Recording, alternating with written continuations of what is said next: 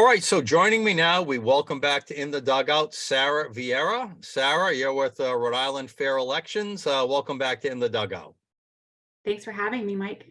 And we've got a rookie on the show today, too, and for the first time joining us, and that's Hayden Ludwig. Hayden, you are the Director of Policy Research at Restoration of America. Welcome to you to In the Dugout. Appreciate it. Glad to be with you. All right, and I know next time you're going to wear a cap, right? Yeah, you bet. All right, because Sarah has in the past, so she's forgiven today. All right, all right. First of all, Hayden, we showed the article. We'll get into it a little bit, but first, very quickly, what is Restoration of America? Well, we are an organization dedicated to exposing and strategizing on how to defeat the left. So we are basically looking at every issue that the left is involved in, from election integrity to how they're pushing the global warming agenda to, big labor and everything in between, for ways that we can restore our country and defeat the lawlessness that's really taken over our land. And I had the newly minted research team focused on defeating the activist wing of the Democratic Party by exposing their schemes and figuring out how conservatives can defeat it. Well, and we know that one of their schemes is to rig, maybe not illegally necessarily, but certainly immorally, to rig elections in their favors. And Sarah, just again, very quickly, that's why you started Fair Elections Rhode Island, correct? That's correct. And we are very concerned in Rhode Islanders. And it's nice to see that it's becoming a growing concern with Rhode Islanders, and that they're finding out that maybe there's some activities that we really need to start investigating in Rhode Island. This is a very complex topic. So here's what I want to do, if you guys will oblige me. We're gonna call it batting practice. I'm gonna throw some really quick pitches at you. And I just want you to take a very quick swing at it. Yes, no, short phrase answer, just to set the stage. I want to kind of go through it. If I'm missing something, Hayden, jump in, add a point. Then we're going to go back and get into some deep dive discussion on many of those issues. I'm just kind of going off the top of my head. I've read your articles. I'm not even sure I fully understand this scheme that's going on out there. So let's start with ERIC. ERIC stands for what, Hayden? The Electronic Registration Information Center, a group created in 2012. All right, and its ostensible purpose was to help states have accurate voter rolls. Is that correct? That's right. Help identify people who should not be double voting. But the reality is quite different. I don't want to cut ahead, but It actually pushes voter registration on states to help expand the electorate among likely Democratic voters. All right. So you did jump ahead. That's a knockdown pitch coming at you for that. Sarah, just very quickly, do you think Rhode Island has accurate voter rolls? No, they do not. And actually, well, we're part of ERIC, though, aren't we? We are part of ERIC. And so why don't we have clean voter rolls then? Because it's not doing what it's advertising. Okay. All right. So ERIC now is ostensibly there. Again, we know that a lot the left does, Hayden. You talked about cleansing us and defeating. A lot of what the left does is under the guise of something else. So the guise here is we're going to help states clean their voter rolls. You just said they're actually there to promote Democratic turnout. But you found that in many states, if not tell us all states, and then Sarah will talk about Rhode Island, there's another group, CEIR, called the Center for Election Innovation and Research. Who are they, and what is their now known relationship with ERIC? Hayden. This is a partisan activist group founded by a man named David Becker. You should think of him as a kind of Mark Elias, a Democratic operative. He was the guy who founded ERIC, left ERIC to go start this other group, which is focused on promoting things like vote by mail and drop boxes. It's a policy-oriented group promoting the left's elections agenda, and it has incredible access to ERIC's sensitive data on something like 200 million Americans. This is a left-wing organization that knows where you live. It's got a perfect example of all of its where people live, basically, to help turn out Democrats. All right, so we're going to get this into a minute. Now, Sarah, your team has confirmed, or at least from Hayden's, I'm not sure how it happened, but that Rhode Island is part of ERIC, correct? First of all, right? Yes. How long? Do you know how long we've been part of ERIC, Sarah? I believe 2015. All right, and we also know that Rhode Island election officials are communicating directly with this partisan group called CEIR. Right? We can prove that with an email string, right? Yes, we can. Now we're going to get into that. Now, Hayden, Eric is supposed to be nonpartisan, right? That's right. CER, are they ostensibly nonpartisan or are they clearly and overtly partisan? Well, I would say that they are a partisan group. You have to understand that by law, all of these nonprofits have to be officially nonpartisan, which simply means they're not aligned directly with a political party, but we know that they help the left's agenda. Right. So now we know, Hayden, through your research, that Eric, in coordination with many state elections officials, are sharing voter data with CEIR. Is that correct? Yep. Is that supposed to be private, non-shareable data? Yes, by federal law, all of that information is barred access. You and I cannot go request that. No company in America can get it. Only this organization, Eric, and its buddy, CEIR. So Eric is supposed to keep it private, but Sarah, you've uncovered that, again, we're going to get into detail second. You've uncovered that Rhode Island election officials are sharing this Eric data, which is supposed to be private, with this partisan CEIR group. That's correct. Okay. Hayden, all right, next. You kind of said it earlier. CEIR is then using this data to do what? Officially, it's there to help promote the voter registration agenda that Eric has, which again is also supposed to be officially nonpartisan. In reality, nobody knows because CEIR is a private organization that does not tell you what its internal operations are. What we fear is happening is that it's sharing it with Democratic Party campaigns or other get out the vote organizations, say Stacey Abrams' Fair Fight Action down in Georgia, which help target Democratic voters for turnout every election cycle. All right, so let me go back. Eric, what kind of organization? Is that a private organization? Is it a nonprofit? Is it a semi-quasi-government, an NGO? Is it a government agency? What is Eric? Eric is the same kind of tax code as your local church. It's a 501c3 tax-exempt nonprofit. All right, so they're clearly supposed to be nonpartisan. I'm a 501c3. Mm-hmm. All right, and CEIR is are they a nonprofit as well? Yep, the same kind of organization. They're not supposed to be partisan. All right, so let's take it a step further. You're saying that CEIR, with this illicitly obtained data, is then using that data. You said fear. Are you fearing it, or can you prove it that they're using that data to try to turn out Democrat voters versus Republican or independent voters? You have to understand that in elections, good voter data, knowing where people live, is how you win elections. All modern elections are won based on turning out your side, not convincing the other side to vote for you. What Eric has given CEIR is the perfect picture of where every American lives, especially in battleground states. It's given to an unaccountable organization that cannot tell us, will not tell us everything it does with that information. And the onus is on them to prove that they are not misusing the sensitive data that's not available to anybody else in the country. Now, Sarah, there is I can't remember the term, but there is a eligible but unregistered voter. What's the term for that? There's was it EBU. ENB or something? You what? An EBU, eligible but unregistered. So would it be fair to say, Sarah, that Eric collects the data from the states, right? Mhm. They work with states, right, to collect it. We both agree on that? Eric Then collects. Eric is sharing this in coordination with the states with the CEIR partisan group, and then they're using that data to go out and try to, they're trying to encourage two things maybe. Are they trying to encourage registered Democrats to actually vote? And B, are they trying to encourage these eligible but unregistered voters who have a Democrat profile to become registered voters? Is it both of those, Sarah, as you understand it?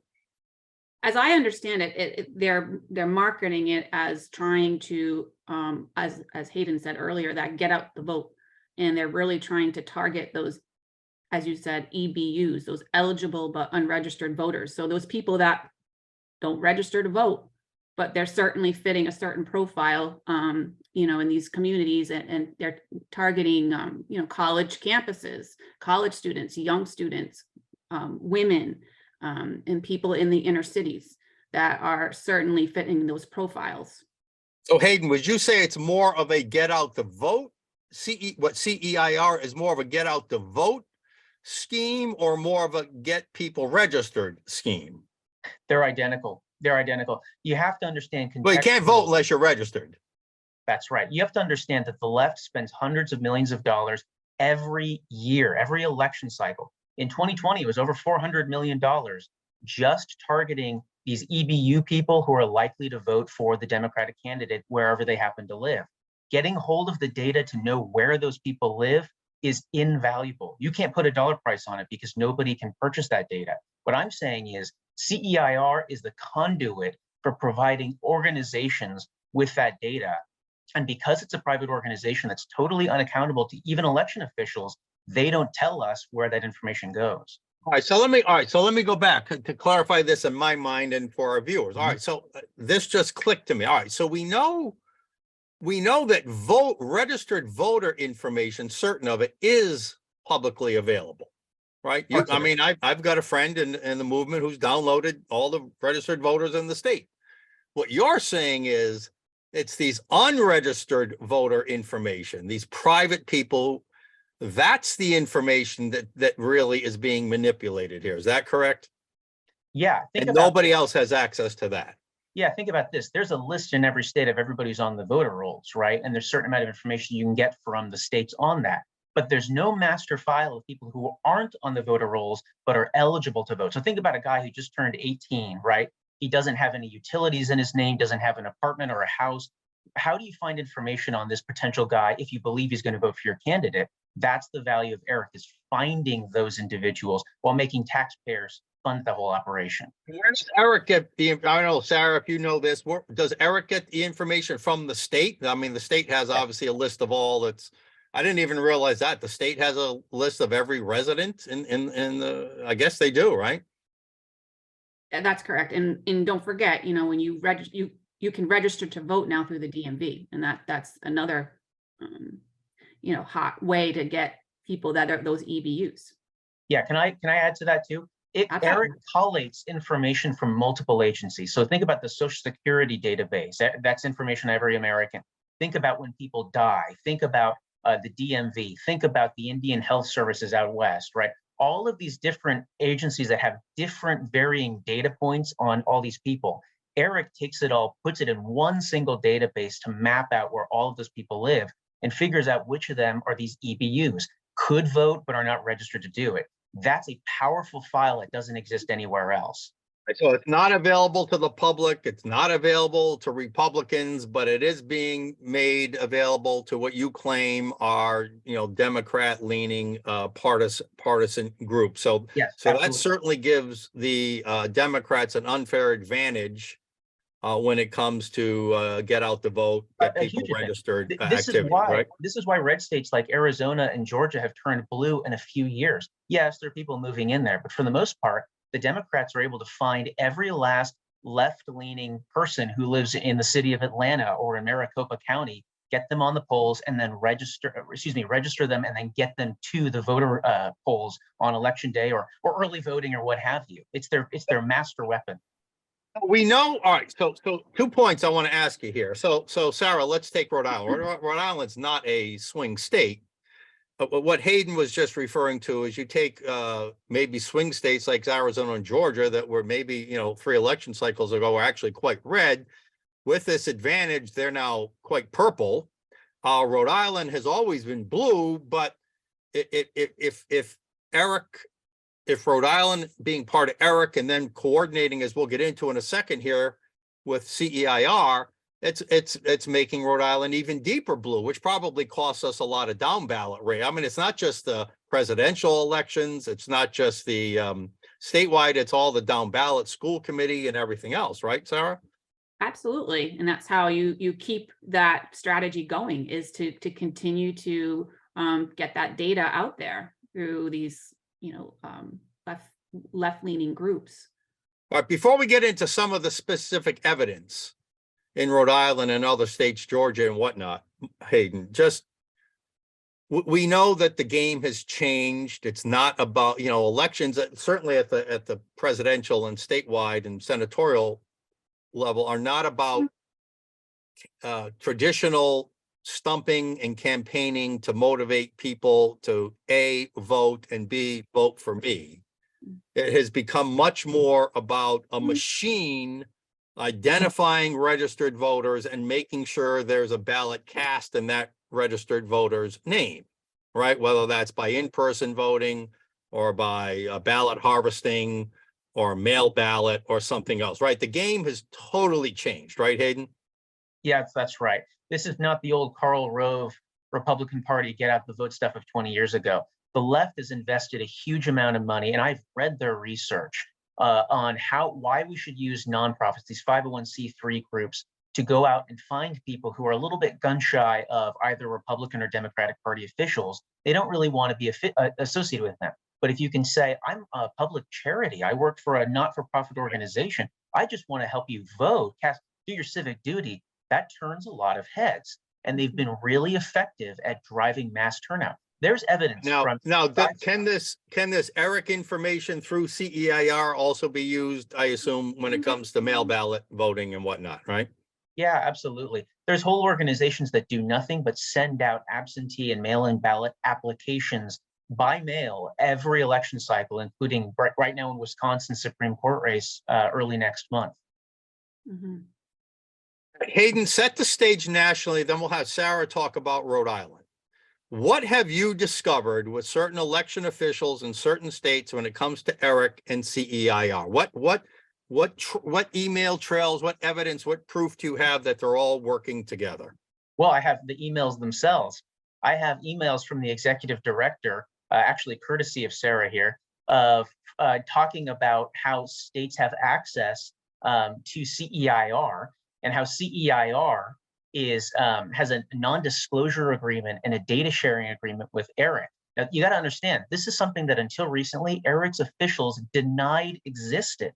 This is something that the left-wing media still denies exists. I have screenshots. I have the actual emails. These were obtained by public records requests. They're not made up. They're not doctored. This is straight from the horse's mouth. And it's the case with all of the 30-odd states that have been ERIC members in the past.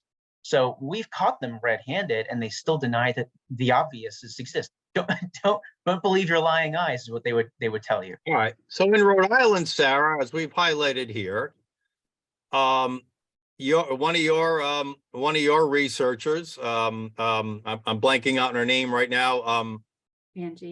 Angie, right? I should know that. Has discovered that Rhode Island's elections director, Rob Rock, I think he works in the Secretary of State's office, but he's also the director of elections. You've got emails that prove that he's working directly with ERIC to transfer sensitive voter or non-registered voter data and voter data to this CEIR, right? You've got absolute proof, right? That's correct. Yes. And Hayden's right. We found it through a public records request that was made public through PILF, which is the Public Interest Legal Foundation, and just doing some digging and researching and came across the email. And it came from there where we reached out to our national group, the Election Integrity Network, and then they reached out to Hayden to help get that message out there, because it's important. It's not only happening in Rhode Island, it's happening in other states as well. All right, Hayden, before I ask you about, so let's just capsulize the significance of this again, but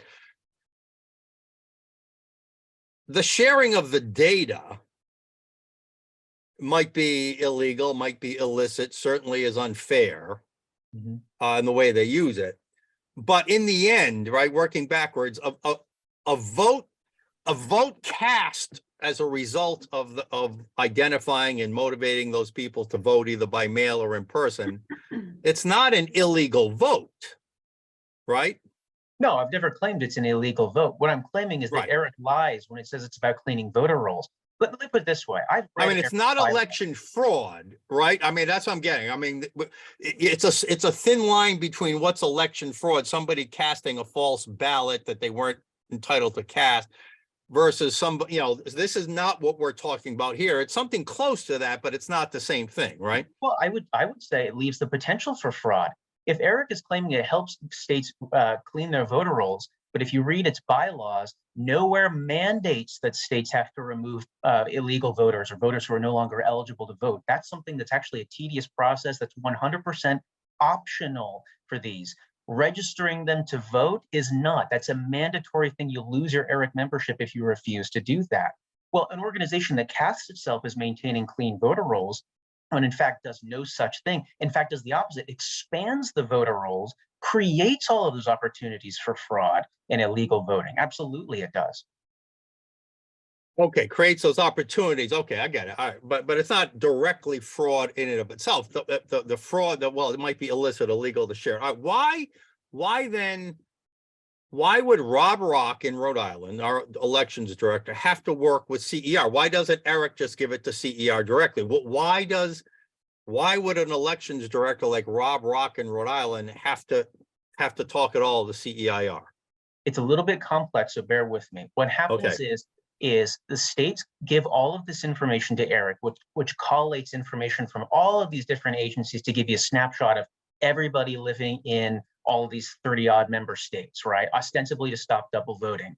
It then takes a list that generates in-house of these EBUs, eligible but unregistered people, sends that to CEIR, which says that it has this in-house recipe for scrambling those and creating a random control list that it can then send back through Eric to the state. I know it's a complex thing, but the idea is that you can help states identify where these people live and then mail them a voter registration form. In reality, that's just the honor system. We have no idea what formula that CEIR is using because it's not a government organization. It's not accountable to taxpayers or voters or anybody like that. So they could be only identifying likely Democrats for all we know and sending all of that. There's no way for us to verify. Well, that's my point. So could Rob Rock in Rhode Island claim, hey, I didn't know CEIR was using this for partisan purposes? No, I don't know what they're doing with the data. He's communicating email with them. We have his email to CEIR officials and Eric officials confirming that he can talk with them and send them the information. So no, and every state in Eric does this. Yeah, but do they know it's being used for partisan purposes? I'll let Sarah answer. Go ahead.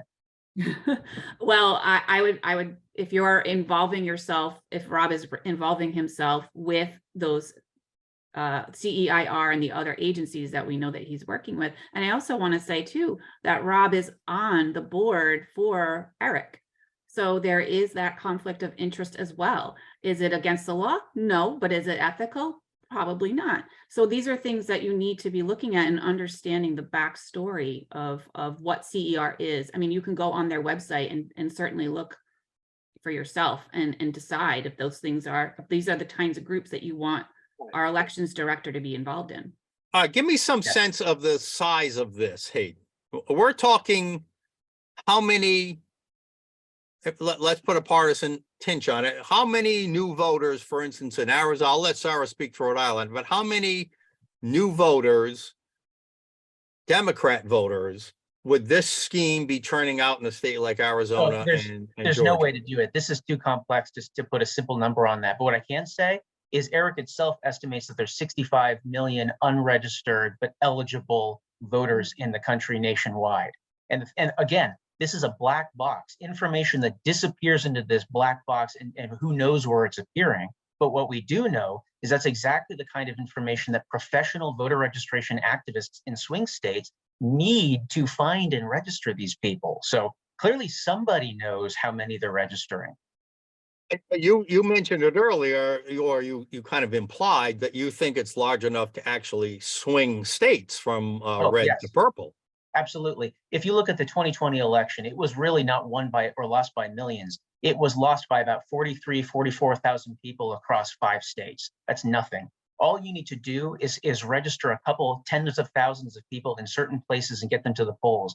All that takes is a lot of money and a lot of coordination. And I know from years of doing this that the left possesses that in spades. And by the way, the right doesn't. The left has dozens of organizations that do nothing but identify and register these people, then other organizations that do nothing but get them to the polls. The right has maybe 2. Well, I got to correct you there. It's not about getting them to the polls. It's about getting a ballot cast in their name. Oh, there you go. Right. Sarah, so you think it's big enough in Rhode Island? How would you categorize, without put, obviously, there's no way, like Hayden said, to put a number on this. But what do you think the generic effect has been in Rhode Island elections over the last 8 years? Well, I do know that Eric is not doing its job. We have in bloated voter rolls that Eric is saying is giving that pretense that they're doing, but they're actually not. I mean, we have in Washington County, we have 103% registered voters. How is that possible? In Bristol County, we have 101% registered voters. Providence County, 101%. So that's something. And that's not even counting unregistered voters, right? This is just going on the data that is being pushed out there that I'm aware of. It doesn't take into account what Hayden said earlier. We don't know because it's not transparent.